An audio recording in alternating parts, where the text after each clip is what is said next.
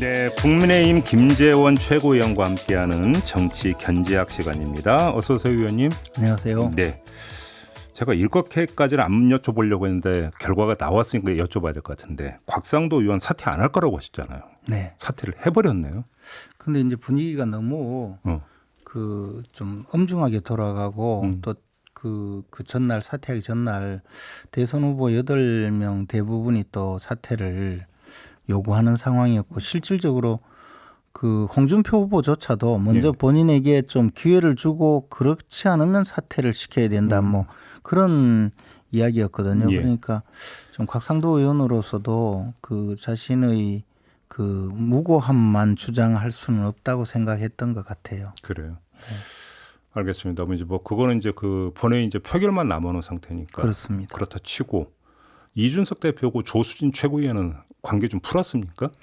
그것은 이제 저 약간의 그 의사소통 과정의 오해였기 때문에 뭐 크게 저 감정이 남는다든가 뭐 그 의견 충돌이 계속 간다든가 할 상황은 전혀 아닌 것 같습니다. 누가 오해한 거예요? 그러니까 그 심야 긴급 최고위원 회의가 소집이 됐는데 그러면 이 그 소집된 이유가 정말로 곽상도 의원 처리 안건이 없었던 겁니까? 실제로 곽상도 의원은 그때 당시 이미 탈당을 한 상태였기 때문에 그렇죠. 우리 당에서 뭐 징계 절차는 다 종료된 상황이었거든요. 그때는 의원직 제명 이야기가 나오고 있었어요. 그러니까 이제 제명 이야기를 계속 하는 것이 과연 바람직한지 아니면 제명 절차에 우리가 나설 건지 왜냐하면 그날 바로 그 심야 최고회의가 열린 그날 민주당에서 그 윤리위원회에 곽상도 의원을 제소를 했어요. 50여 명의 의원들이. 그러니까 이 상태에서 우리 당도 어떤 조치를 할 것인지 아니면 이것은 오히려 전략상 잘못이다. 여당의 페이스에 말려든다. 이제 더 이상 제명 이야기를 하지 말자. 뭐 그런 당내 뭐 다양한 의견이 그때 막 분출이 되니까 그에 대해서 논의를 하기 위해서 교통정리 차원에서. 그래서 그 최고회의를 열었던 것이고 그 자리에서도 사실은 그 제명 절차를 계속 우리가 주장하는 것이 과연 맞는 것인가에 대해서 반대 의견도 굉장히 강했거든요.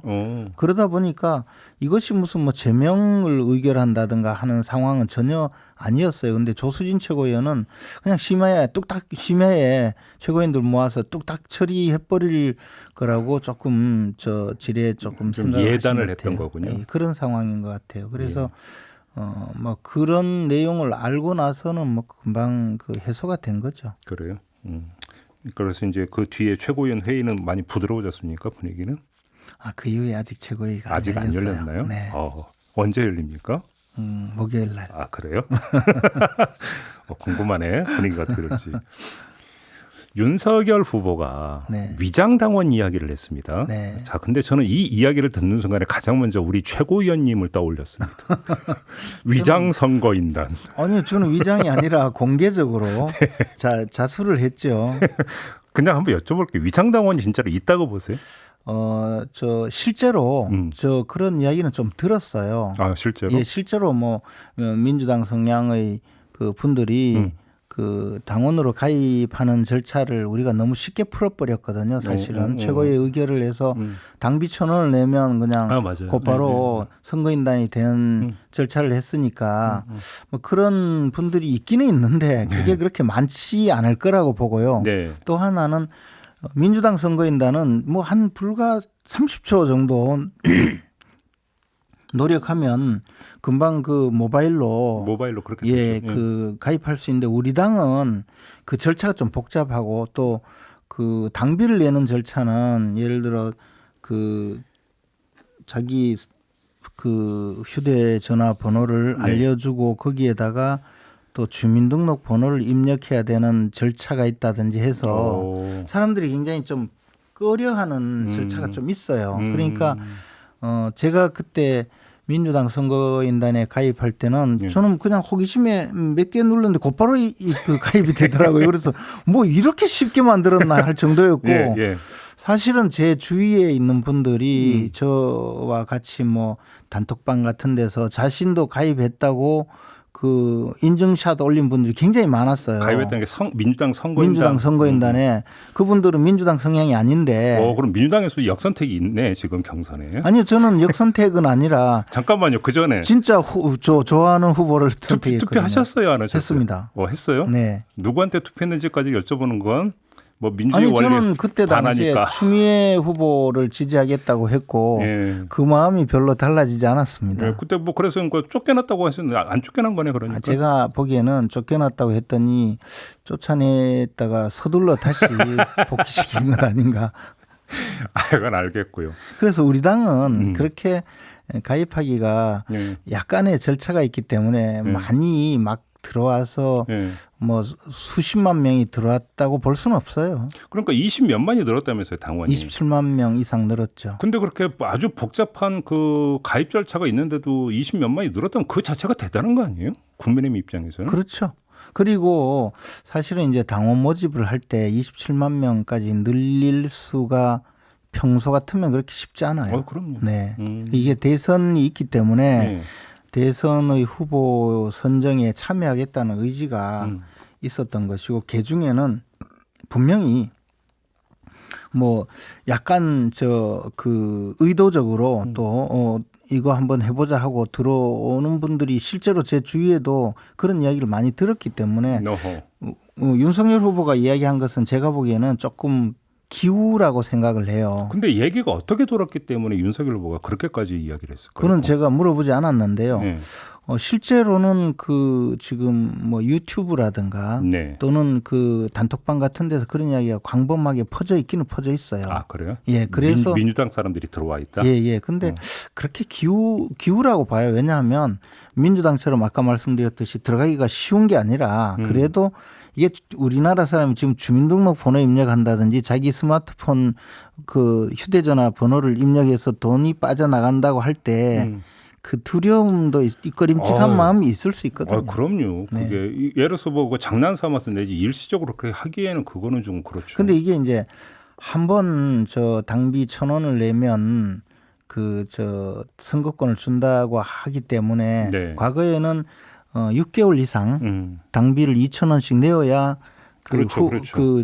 책임 당원의 요건을 갖췄는데 이것을 이제 지난 우리 당이 좀 혼란스러울 때 3개월로 줄이고 당비도 1,000원으로 줄이고 반액으로 낮췄는데 이것을 이제 또 한 달로 해버리니까 조금 더 쉬워진 면은 있습니다. 근데 저는 딱 들으면서 아까도 잠깐 이야기를 했는데 그러니까 여론조사 가지고 문제 삼았잖아요. 역선택 우려가 있다.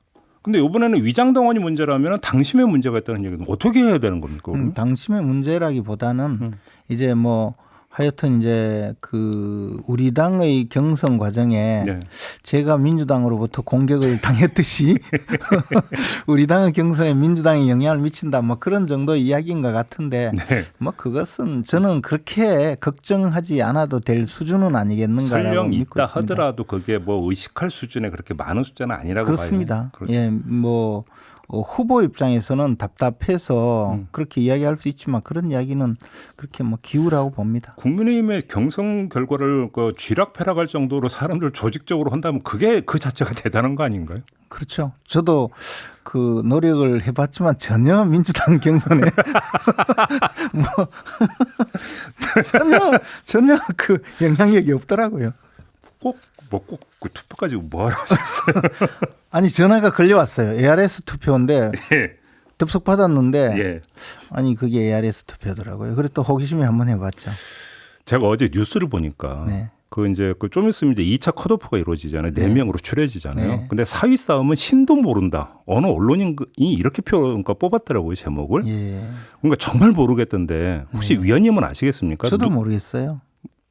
혹시 이 체크 포인트가 혹시 있을까요?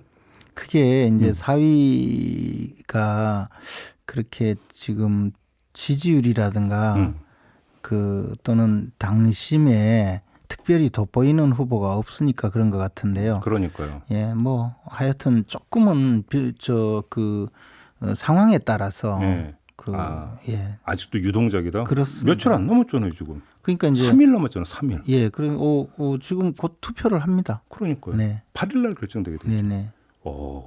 최고위님도 지금 전혀 감을 못 잡으시겠습니까? 예, 그렇습니다. 이야, 사위 싸움이 정말 중요하군요. 이렇게 예. 돼버리면. 알겠습니다. 그나저나 공명선거 추진단 단장을 맡고 계시지 않습니까? 고발사주 의혹 열심히 조사한다고 하셨잖아요. 예. 조사 결과 나왔습니까? 아니 뭐 이제 검찰에서는 일단 검사들 쪽의 예. 수사를 하고 있는데 예. 검찰이 그렇게 그 온천하에 시끄럽게 하고는 밝혀낸 건 하나도 없더라고요. 예. 검찰이 그쪽에서 이첩했잖아 공수처로요. 그 자체가 예. 그냥 손준성 검사 보냄이라는 거에 근거해서 손준성이 관여되어 있을 것으로 보인다고 해서 그냥 선 털고 만 거라고 확인이 되어요. 그러니까 뭐 검찰도 알아낸 게 하나도 없는 이 판에 저희는 이제 우리 당내의 그 상황에 대해서는 또 나름대로 파악을 했는데 여전히 뭐 그 파악하셨어요? 파악은 다 했죠. 그러면 하나만 여쭤볼게요. 그 4월 8일 날 고발장 있잖아요. 네. 그 최강욱 열린민주당 대표에 대한 고발장. 네. 그다음에 8월에 실제로 고발이 이루어졌고 네. 전달 경로가 다 확인이 됐습니까? 당내 전달 경로가? 아니요. 당내 전달 경로가 이제 처음에 고발장을 낸 것, 고발장이 제출된 것, 그리고 그 고발장을 작성한 분이 그 초안을 누구에서 받았는지. 아니 정정식 그까지. 그 법률 지원단장으로 그러니까 전에 받았다는 거 다 나왔고. 네. 근데 정점식 그 의원은 비서로부터 받았다고 했고. 네. 비서는 누구한테 받았는지 모르겠다. 여기서 딱 지금 멈춰 있는 거잖아요. 네. 혹시 그게 밝혀졌는지 여쭤보는 거예요. 모르겠다는 것을 알아냈죠. 그 모른다는 것을 알아냈죠.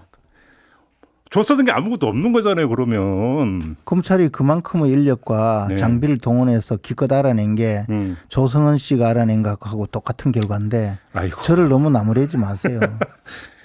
넘어가겠습니다. 그냥 대장동 TF 운영하고 있죠. 당에서. 네. 거기서 접수된 내용이 상당히 좀 많이 있는 것 같은데 다만 확인이 안 되고 있다. 이런 식으로 이야기가 나오던데요.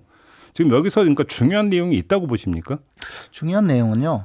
어쨌든 이제 그 검찰 수사가 뭐 초기 단계이긴 한데 이게 이제 구속영장에는 그래도 그 법원에서까지 일부 범죄 사실이 확인되었기 때문에 영장 범죄 사실에 포함되었거든요. 근데 업무상 배임죄가 그 첨부가 되었는데 그럼 이 업무상 배임이라는 것 자체가 성남시에 막대한 그 재산상 손해를 가하고 그 민간업자에게는 부당이득을 수천억의 부당이득을 준 이 행위를 이제 유동규 본부장이 했다는 것이고 당시 네. 유동규 본부장의 위에는 사장도 없었고 결국은 성남시장 이재명 후보의 그 지시 또는 묵인 또는 그 결제 과정에서의 그 여러 가지 역할이 어느 정도인지를 앞으로 밝혀내는 것이 가장 중요하고 만약에 그랬다면 이게 이제 공동정범을 넘어서서 주범이 이재명 후보가 될 가능성이 굉장히 커졌다고 봐요. 그래서 이 부분에 대해서는 저희들이 계속 좀 밝혀내야 된다고 보고 그냥 있습니다. 이거저거 다 떠나서 최대한 단순화하면 국민의힘 입장에서 관심을 갖는 건 유동규 뒤에 이재명 후보가 있는가. 다시 말해서 그것이 그냥 단순히 근데 뭐 설계 이런 수준이 넘어서 혹시 돈의 흐름 최종 종착지인가 아니요. 이재명 후보인가 혹시 이걸 보고 계시는 겁니까? 돈은 뭐 1원도 안 받았다고 하니까 1원도 안 받았다 치고 치고 예, 이런 설계를 한 것이 맞다면 그 자체가 주범이라는 거죠. 네, 혹시 그 배임은. 돈과 관련한 제보는 들어온 게 있습니까? 없습니다. 없습니까? 네. TF에 네. 들어온 건 없고.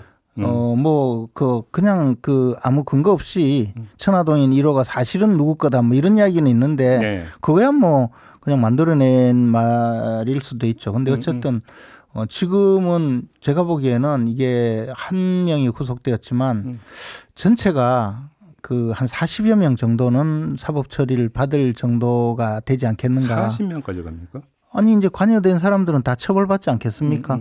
그러면요, 이게 왜 알리바바 40인후 도적들 있잖아요. 근데 이제 정말 두목이 알리바바였던 네. 그 두목이 과연 그 이재명이냐 아니냐 이것은 이제 아까 말씀드린 대로 1원도 받지 않았더라도 실제로 이 설계를 하고 네. 성남시에 귀속되어야 될 이익을 민간 기업으로 주도록 하는데 주도적인 역할을 했거나 지시를 했거나 결제를 했거나 또는 알고 있었다면 그 책임을 벗어나기가 좀 어려울 것 같다. 그런 판단이죠. 그래서 저희들은 당연히 그 점을 찾아내기 위해서 노력을 하죠. 참고로 알리바바는 중국에 있는 걸로 알고 있습니다. 주인은.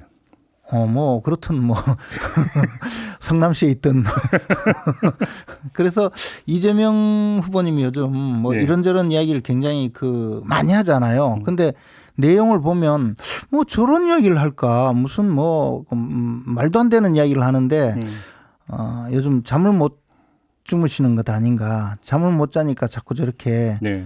얼토당토안한 이야기를 막 한다. 결국은 뭐 만약에 이재명 후보가 민주당 대선 후보가 된다면 이게 대선 끝날 때까지 계속 문제가 될 거라고 그렇게 보시는 겁니까? 대장동 문제가? 그뿐만이 아니죠. 음. 더 가겠죠. 더 간다? 예. 근데 이제 검찰이 어느 정도 나설지 몰라서 저희들은 안 되면 특검을 해야 되겠다. 특검을 하자. 당신들은 수사 의지도 없을 뿐만 아니라 공정하지 않다. 그래서 특검을 받아라라고 요구하고 있는 거죠. 알겠습니다. 이 얘기는 뭐 또 다음 주, 다다음 주에도 할 수 있을 것 같으니까 오늘은 이 정도로 마무리하겠습니다. 고맙습니다, 위원님. 알리바바를 찾아주십시오. 중국에 있다니까요. 네. 김재원 국민의힘 최고위원이었습니다. 고맙습니다. 고맙습니다.